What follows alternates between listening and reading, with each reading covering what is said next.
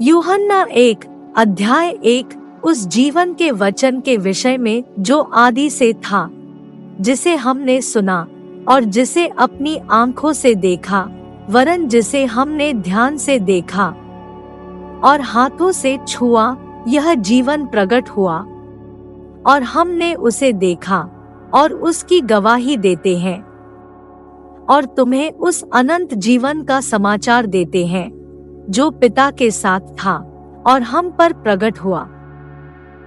जो कुछ हमने देखा और सुना है उसका समाचार तुम्हें भी देते हैं, इसलिए कि तुम भी हमारे साथ सहभागी हो और हमारी यह सहभागिता पिता के साथ और उसके पुत्र यीशु मसीह के साथ है। और ये बातें हम इसलिए लिखते हैं कि हमारा आनंद पूरा हो जाए। जो समाचार हमने उससे सुना और तुम्हें सुनाते हैं वह यह है कि परमेश्वर ज्योति है और उसमें कुछ भी अंधकार नहीं।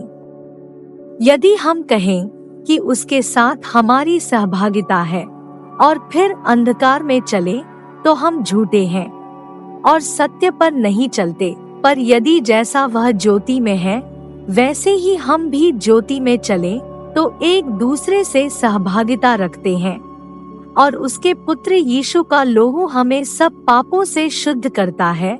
यदि हम कहें कि हम में कुछ भी पाप नहीं तो अपने आप को धोखा देते हैं और हम में सत्य नहीं।